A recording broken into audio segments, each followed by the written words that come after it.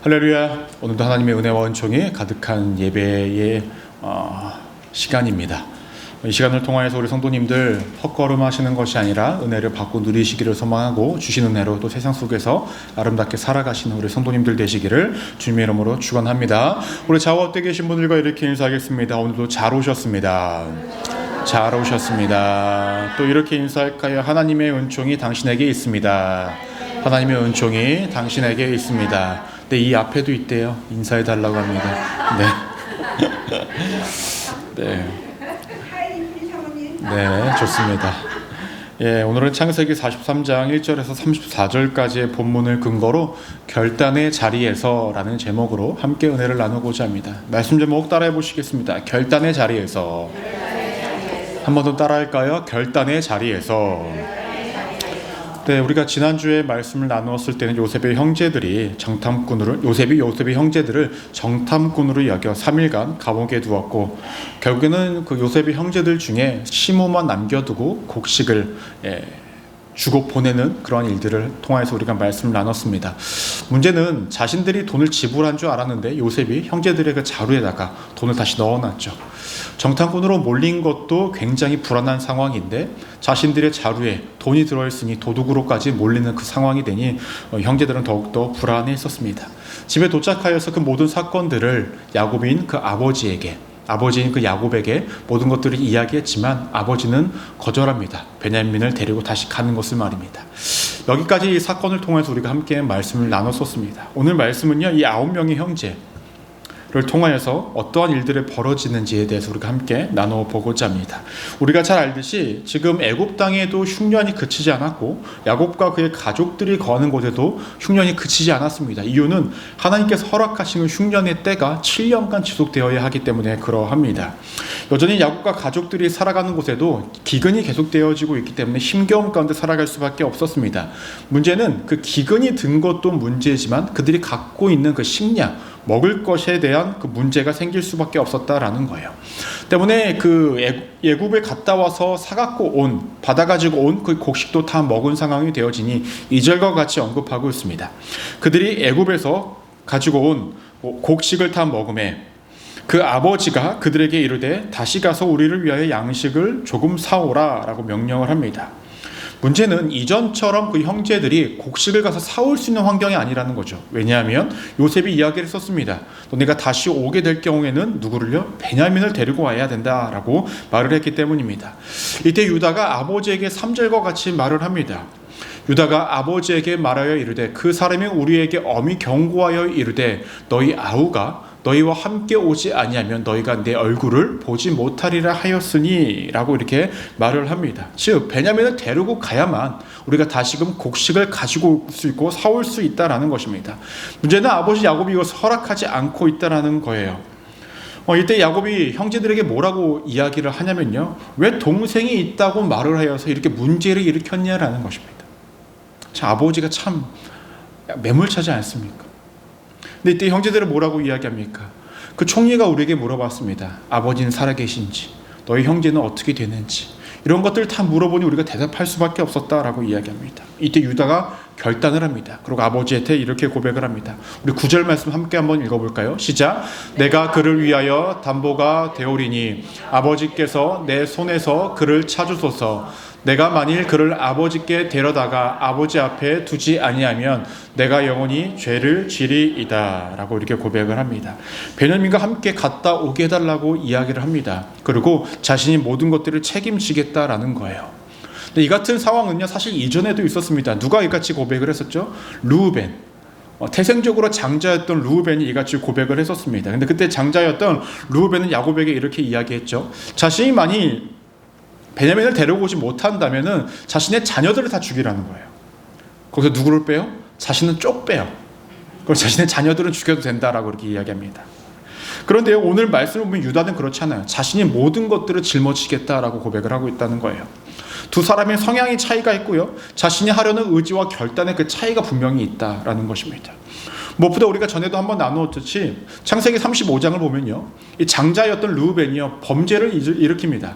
아버지의 여종이면서도 또 첩이었던 아내 역할을 감당했던 비라와의 관계를 맺습니다. 이것으로 통하여서 더 이상 그 르우벤은요, 아버지로부터 그 장자로서의 어떤 그러한 그 역할을 감당할 수 없게 되고, 그가 하는 말에는 어떠한 그 믿음과 신뢰를 가질 수 없는 그런 상황 가운데 이르렀다라는 거죠. 때문에 르우벤의 말에는 야곱이 별로 귀를 기울이지 않습니다. 더군다나 조건을 건 것이 자신의 자녀들의 조건을 걸었기 때문에 더욱더 그 르우벤의 말에 어떠한 그 신뢰가 가지 못하는 상황 가운데 있었다는 거죠. 근데 이에 반해 유다는 자신을 조건으로 겁니다. 그것을 통하여서 그의 말에 야곱의 마음이 움직이기를 시작합니다. 그래서 그런지요, 이후에 창세기 49장을 보시면 야곱이 자신의 자녀들을 향한 축복의 메시지를 던져줍니다. 야곱의 축복의 메시지가 쭉 등장을 하는데요, 그 가운데서 유다에게는 유난히 큰 축복을 줘요. 왜냐하면 그 이후의 말씀을 보시면 그 장자로서의 역할을 감당하는 사람이 유다가 되어집니다. 때문에 그에게 많은 축복이 주어진다는 것을 볼 수 있습니다. 왜냐하면 그만큼 책임감과 결단할 수 있는 것이 누구에게? 유다에게 있었기 때문에 그러합니다. 중요한 것은요, 대화를 이렇게 아버지와 자녀들이 하고 있는 와중에 무엇이 흐르고 있어요? 시간은 흘러가고 있다라는 거예요. 시간이 흘러가고 있다라는 것은 그만큼 먹을 것이 줄어드는 상황에 이르고 있다라는 것이고요, 시간이 흐르고 있다라는 것은 현재 감옥에 있는 시므온이 감옥에서 세월이 더 길어질 수밖에 없는 상황이다라는 거예요. 때문에 유다는 아버지에게 이렇게 이야기합니다. 우리 10절 함께 한번 읽어볼까요? 시작. 우리가 지체하지 아니하였더라면 벌써 2번 갔다 왔으리이다 라고 이렇게 이야기합니다. 시간이 꽤 흐른 것 같아요. 왜냐하면 지금 이 형제들과 야곱이 살고 있는 가나안, 거기 애굽까지 가는 그 길은 빠르게 걸어가면 7일, 일주일 아니면 열흘 정도 걸리는 시간이었다고 합니다. 그럼 갔다 오면요, 보통 2주 이상이 걸리는 거예요. 문자 그대로 2번 왔다 갔다 했으리다 라고 하면 시간이 얼마나 흐른 거죠? 약 1달 정도가 흐른 시점이 되었다라는 거예요. 물론 문자적으로 아니라 정말로 오랜 시간을 흘렸다라는 표현일 수도 있겠죠. 아무튼 시몬은 지금 감옥에 있는 상황인데 현재 이러한 상황 속에서 제법 많은 시간이 흘렀다라는 거예요. 이 상황 속에서 제일 불안한 사람이 누구일까요? 감옥에 있던 시몬. 왜 불안할까요? 시몬은 경험했잖아요. 전에 자신의 동생이었던 요셉을 팔고 모른 척했던 것을 그도 직접 그 자리에 있었고 그것을 경험했던 자이기 때문에 자신이 감옥에 있는 상황이 많이 불안했을 것입니다. 자신이 예상하고 기대했던 시간이 있었겠죠. 근데 그거보다 시간이 점점 길어지고 있잖아요. 자신이 예상했던 건 무엇이었을까요? 갔다가 바로 오는 거예요. 그러면 2주, 한 20일이면 와야 되는데 그 시간이 이미 흘렀기 때문에 불안했을 것입니다. 이때 요셉은 어떠한 생각을 들었을까요?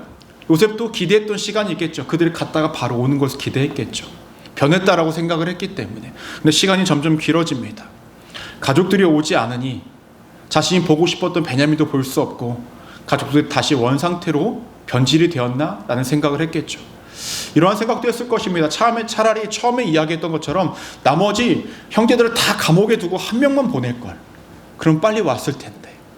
왜 한 명만 남기고 나머지를 다 보내서 이렇게 시간이 지체되는 걸까? 라고 여러 가지 생각이 분명히 있었을 것입니다. 그럼에도 시므온과 요셉 이 두 사람 모두 다 할 수 있는 것은 그냥 기다리는 것. 그거 하나밖에 없었다라는 거예요. 유다의 말을 들었던 이 야곱이요, 이제 결단을 합니다. 우리 11절 12절 우리 함께 한번 읽어볼까요? 시작. 그들의 아버지 이스라엘이 그들에게 이르되 그러할진대 이렇게 하라. 너희는 이 땅에 아름다운 소산을 그릇에 담아가지고 내려가서 그 사람에게 예물로 드릴지니 곧 유향 조금과 꿀 조금과 향품과 몰약과 유향나무 열매와 감 복숭아이니라. 너희 손에 갑절의 돈을 가지고 너희 자루 아귀에 도로 넣어져 있던 그 돈을 다시 가지고 가라. 혹 잘못이 있었을까 두렵도다 라고 말을 합니다. 야곱은 형제들에게 챙기게 합니다. 먼저 챙기게 한 것은 가나안 땅에 나는 토산품들이에요. 토산품들. 한국에 가면 그 지역마다 나는 좀 유명한 것들이 있지 않습니까?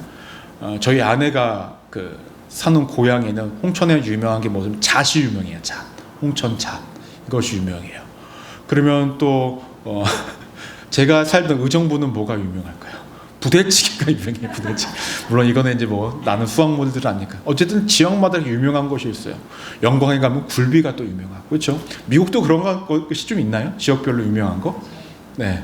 제가 우리 성도님들한테 들은 거는 어디 가면 고사리가 많대, 이런 것밖에 못 들어봐가지고 지역별로는 잘 모르겠지만 아무튼 유명한 것이 있습니다. 뭐 알라스카 가면 뭐 연어가 유명하네요. 뭐 그런 것들이 아마 있을 것 같아요.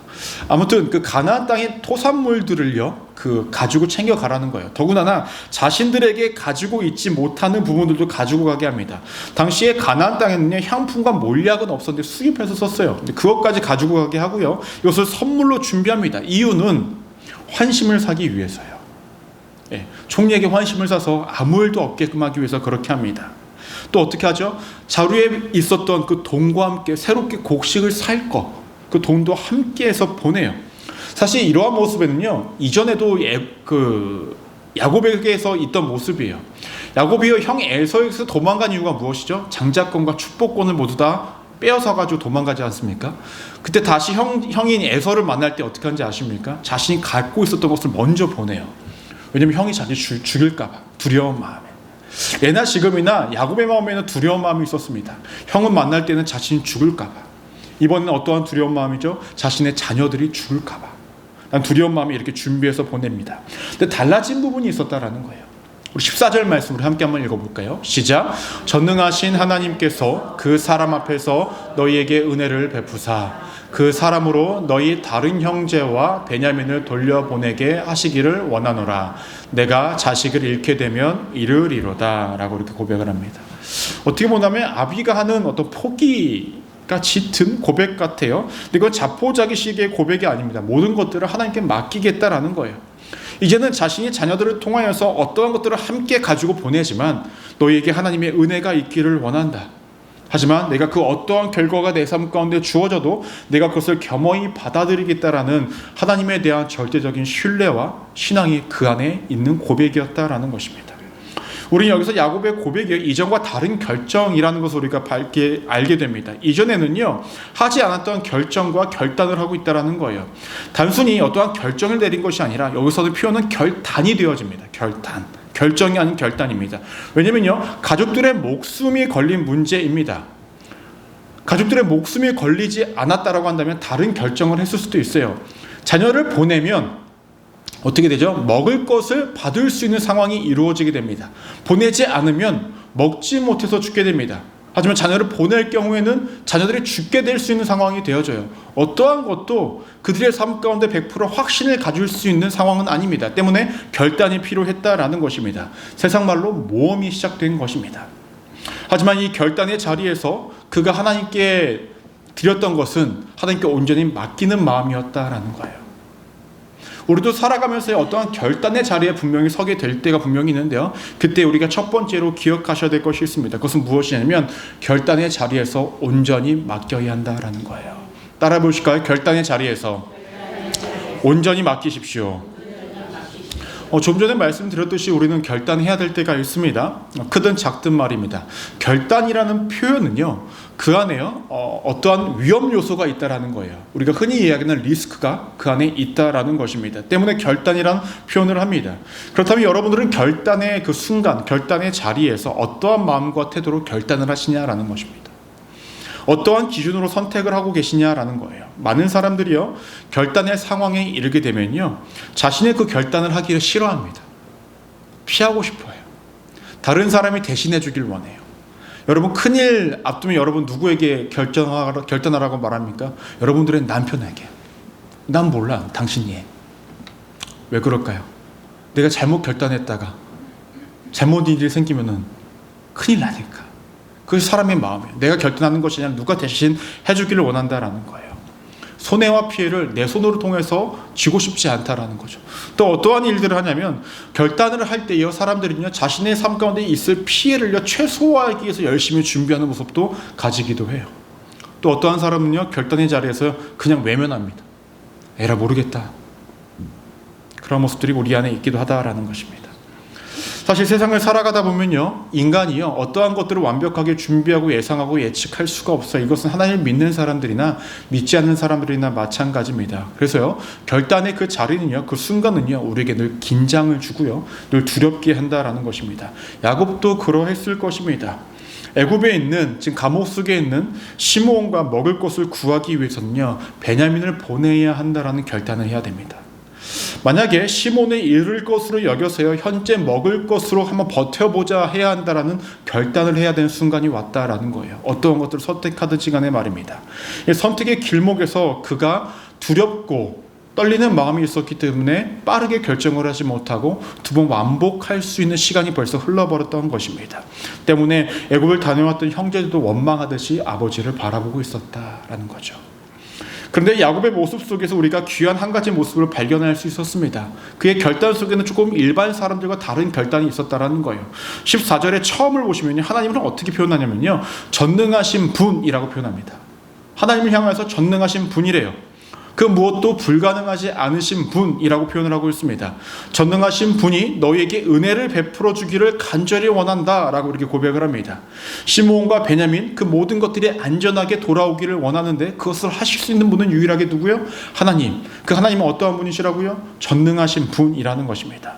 현재의 상황 속에서 자신이 아버지지만 할 수 없다, 아무것도 할 수 없다라는 것을 알아요. 자신의 무력함과 무기력함을 자신은 갖고 있지만 하나님은 무력하거나 무기력하신 분이 아니시기에 그는 이렇게 고백합니다. 하나님은 전능하신 분이라는 것입니다. 때문에 모든 것들을 맡기고 고백하고 있습니다. 여기서 오해하지 말아야 할 것이 한 가지가 있다고 한다면 그것은 무엇이냐면, 우리가 하나님께 모든 것들을 맡겨드립니다 라고 했을 때 우리는 손을 다 뗀다라는 것을 의미합니다. 근데 그것이 아니라는 거예요. 하나님께 온전히 맡긴다라는 것을 오늘 말씀을 통해서도 볼 수가 있습니다. 야곱이 어떻게 행동을 합니까? 가나안에서 나는 소산을 챙깁니다. 그리고 자신들에게 나지 않는 수입품들을 같이 챙겨요. 더 나아가서 이전에 자신들이 갖고 왔던 자루였던 돈과 새롭게 살아야 할 그 곡식에 필요한 돈을 함께 챙깁니다. 자신들이 할 수 있는 최선의 것들의 열심을 준비합니다. 그것을 함께 보내요. 베냐민과 함께.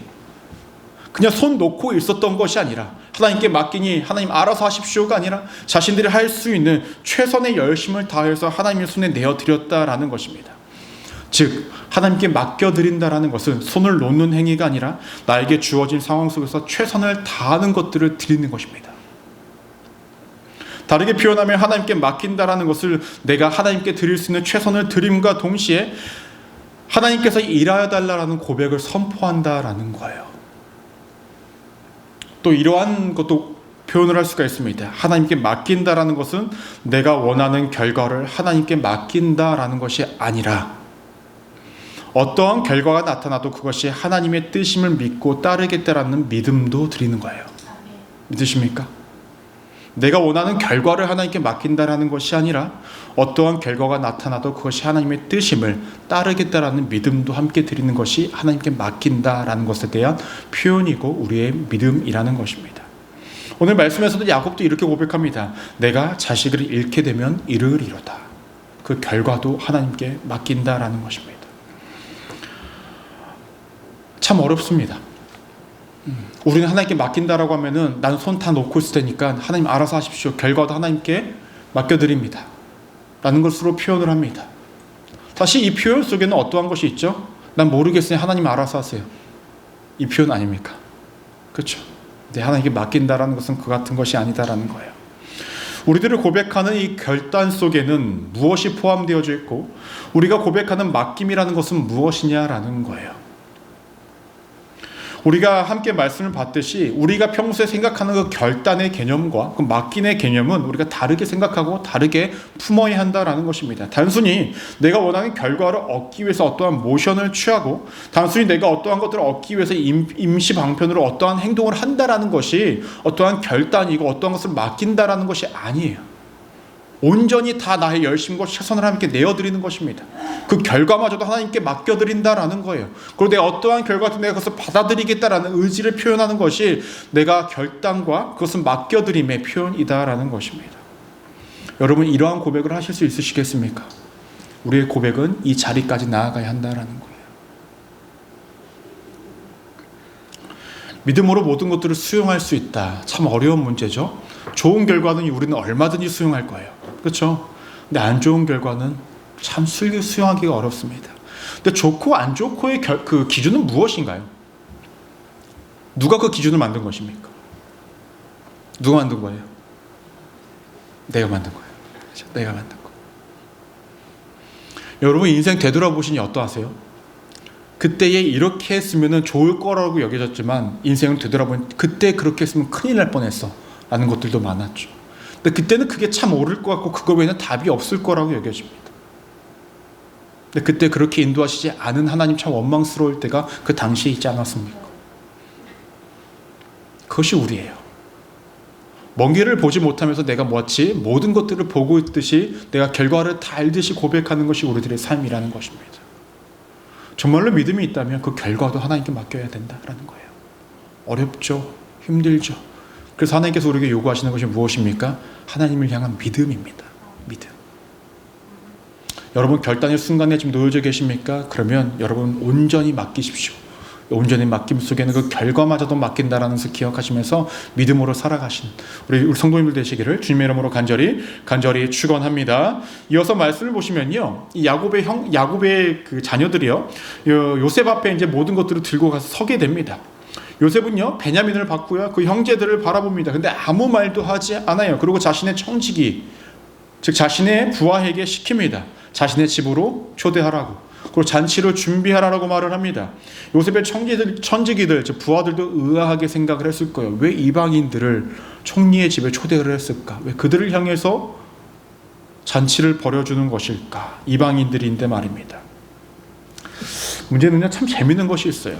요셉은요, 지금 이 시점에서도요, 형제들을 향해서 선의를 베풀고 있습니다. 그렇지 않습니까? 자기 집에 초대를 해서요, 잔치를 벌여주라고 해요.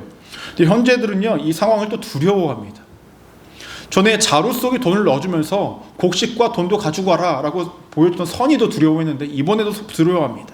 우리 18절 말씀 우리 함께 한번 읽어볼까요? 시작. 그 사람들이 요셉의 집으로 인도되매 두려워하여 이르되 전번에 우리 자루에 들어있던 돈의 일로 우리가 끌려노다. 이는 우리를 억류하고 달려들어 우리를 잡아 노예로 삼고 우리의 나귀를 빼앗으려 함이로다 하고 라고 이렇게 고백을 합니다. 형제들이 이러한 생각을 하는 이유가 무엇일까? 왜 그럴까요?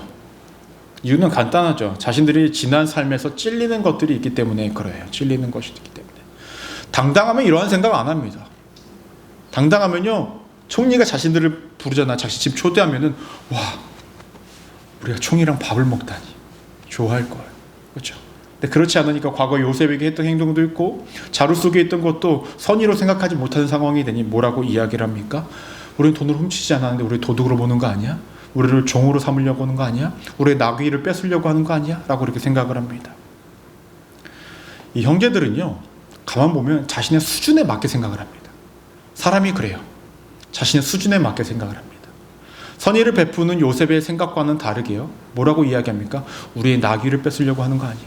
여러분 지금 애굽은요, 곡식만 팔아서도요 좀 부를 많이 얻고 있는 상황이에요. 근데 그 형제들의 나귀 몇 마리 뺏는 거 그게 무슨 큰 이익이 있다고 그렇게 하겠습니까? 그렇지 않습니까? 형제들은 자신들이 생각할 수 있는 선에서 생각한다라는 거예요. 여러분 우리가 하나님의 말씀을요 좀 넓게 알아야 되고요, 좀 잘 알아야 되는 이유가 있습니다. 하나님 우리가 온전히 알지 못하고 자신 수준에서 알면요, 기도의 폭도 좁아져요. 믿음의 폭도 좁아지고요, 내가 고백할 수 있는 것들이 그냥 좁아질 수밖에 없어요.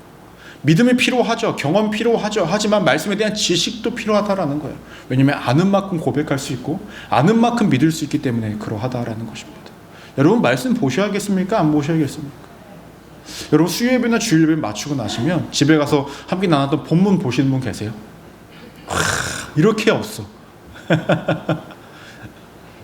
그날 재밌게 이야기했던 김인호 목사 예화가 생각이 나고 설교는 하나도 생각이 나지 않고,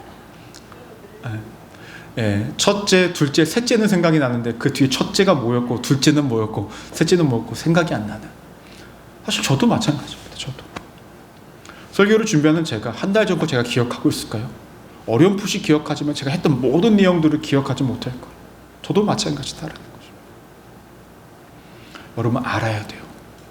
여러분 지금 여러분들의 연세에 무엇인가를 외우라고 제가 말씀드리지 않습니다. 목사님 외우면 머리 빠져요. 이해해요. 여러분 외우라고 말씀드린 것이 아니라 자주 보세요. 매일 보셔야 돼요. 그거 외에는 방법이 없습니다. 저도요, 영어 단어를 외울 때는 10대 때 20대 때 외울 때는 한 번 두 번 보면 다 외워져요. 지금 영어 단어 보잖아요. 일주일 전에 봤던 거 기억도 안 나요. 이게 본 건지 안 본 건지. 반복밖엔 답이 없습니다. 아는 말씀이라고 스토리로 안다고 넘기지 마세요. 내가 넘어갔던 하나님의 은혜의 메시지를 곳곳에 숨겨져 있습니다. 봤던 것도 또 보시고 안 본 것도 또 보시고 말씀의 지식을 쌓아가야 하는 이유가 여기 있다라는 것입니다. 여러분, 수준을 높이셔야 돼요. 영적인 수준. 아셨죠? 보는 것밖에 답이 없습니다. 듣는 것밖에 답이 없다라는 거예요. 여러분, 중요한 건 이것입니다.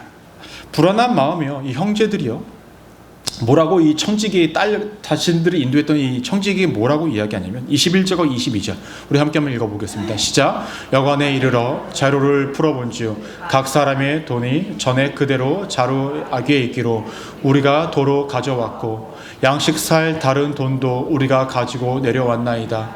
우리의 돈을 우리 자루에 넣은 자는 누구인지 우리가 알지 못하나이다 라고 얘기합니다. 저전에 자신들의 자루에 있던 돈에 대해서 이야기하고 우리가 한 거 아니다.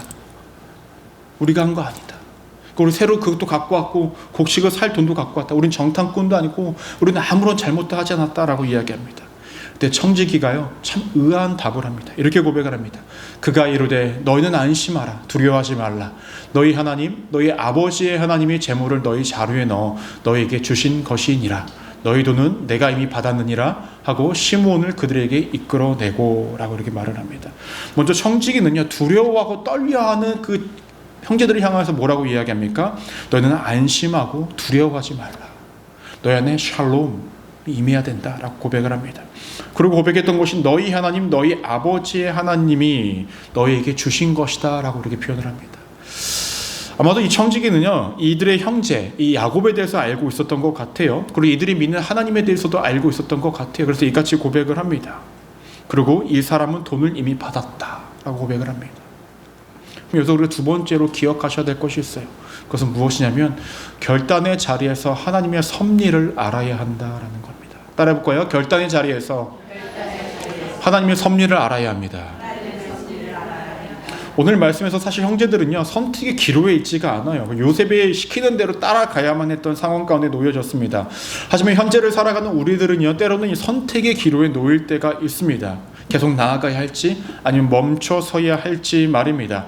그런데 우리가 하나님의 뜻대로 나아가 어떠한 결단의 자리에 섰을 때에 그 끝을 향해 나아가는 과정 속에서 하나님의 섭리를 우리가 깨닫지 못한다고 한다면 우리는 어떻게 될까요? 우리 안에도 두려움이 생기게 되고 하나님의 길을 따르는 그것을 우리가 포기하게 될 수밖에 없다라는 것입니다. 오늘 말씀에서도요 형제들은요 두려워했습니다. 떨려했습니다. 왜냐하면 그 가운데 인도하신 하나님의 섭리를 발견하지 못했기 때문에 그래요. 하나님께서 이들에게 주시고자 했던 것은 무엇이냐면 요셉과 형제들의 관계가 회복되어지는 거예요.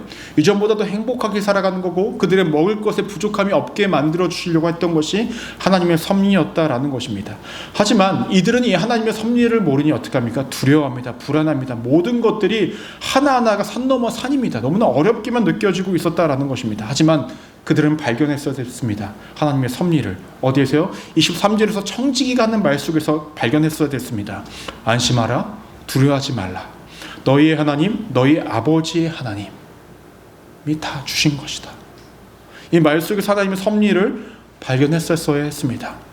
지금 같은 상황은 처벌로서 주어진 상황이 아니라 하나님이 너희를 인도하고 계시는 상황이다라는 것을 깨달았었어야 했습니다. 더군다나 지금 시므온을 또 이들에게 붙여주지 않습니까? 그 상황도 형제들이 깨달아야 했던 하나님의 섭리였다라는 거예요.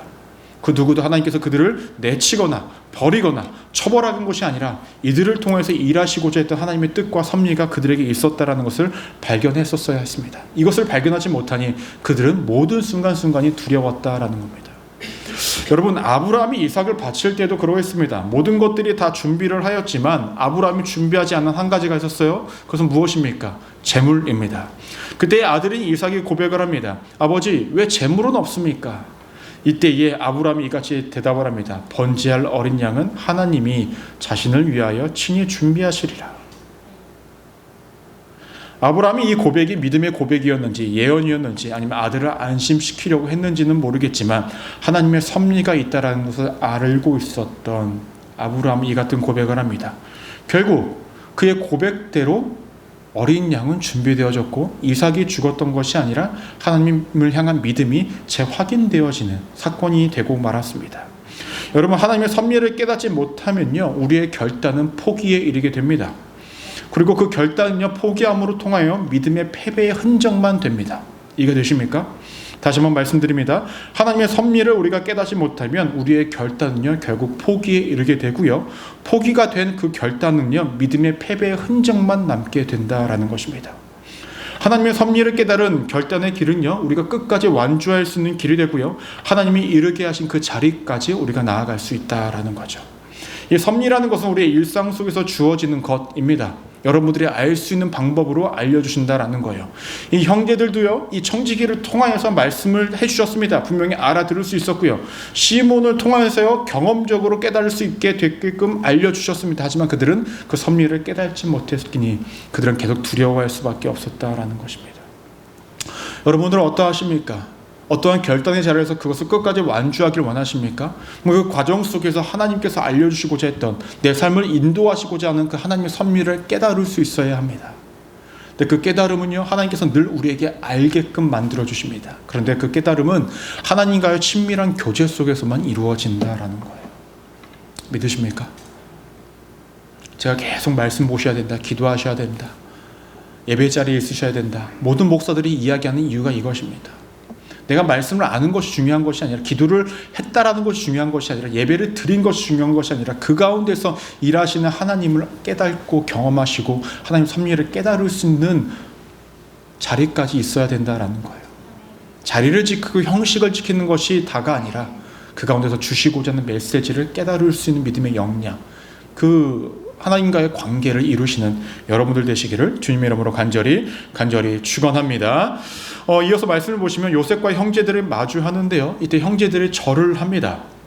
이제 꿈은 완전하게 이루어진 거예요. 왜냐하면 이전에는요, 베냐민이 끌려오지 않았기 때문에 형제들에게 모두가 절을 한 상황은 아니었어요. 근데 베냐민까지 왔으니 이제 모두가 절을 합니다.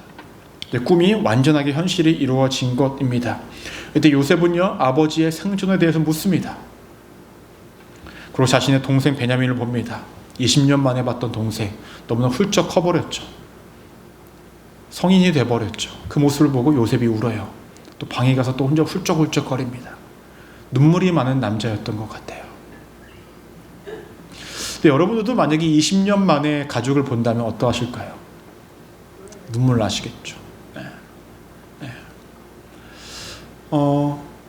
그때 제가 처음에 이제 한국 비자 연장 때문에 2년 만에 갔을 때 저희 어머니가 눈물을 이렇게 뚝뚝뚝뚝 흘리시더라고요. 그거 보면서 제 마음이 어땠을까요? 좋았을까요? 나 때문에 오는구나, 내가 이러한 사람이구나, 그랬을까요? 아니죠. 저도 마음이 안 좋아요. 근데 20년 만에 자신의 진짜 형제를 봤다. 울만하죠. 방에 혼자 가서 울다가 나옵니다. 여전히 형제들은 이 베냐민조차도 형인 요셉을 알아보지 못합니다. 이때 참 재밌는 상황이 이루어져요. 요셉과 형제들이 식사를 하는데요, 요셉은 총리니까 따로 상이 차려집니다. 그런데요, 그 요셉의 형제들에게 따로 상이 차려지고요, 함께 식사를 하고 있던 그 애굽의 신하들도 따로 상이 차려져요. 즉 상이 3군데 차려졌던 거예요.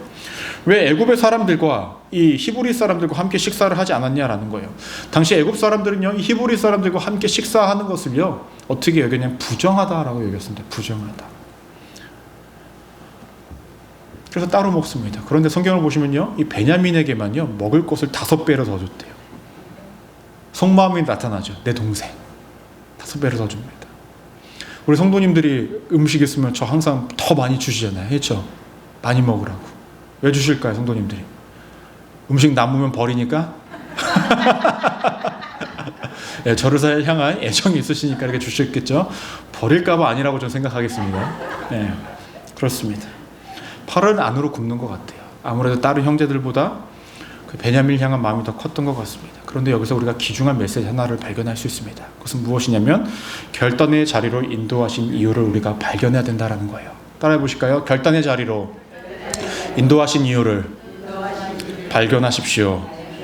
오늘 말씀 32절 우리 함께 한번 읽어볼까요? 시작. 그들이 요셉에게 따로 차리고 그 형제들에게 따로 차리고 그와 함께 먹는 애굽 사람에게도 따로 차리니 애굽 사람은 히브리 사람과 같이 먹으면 부정을 입음이었더라 라고 표현합니다.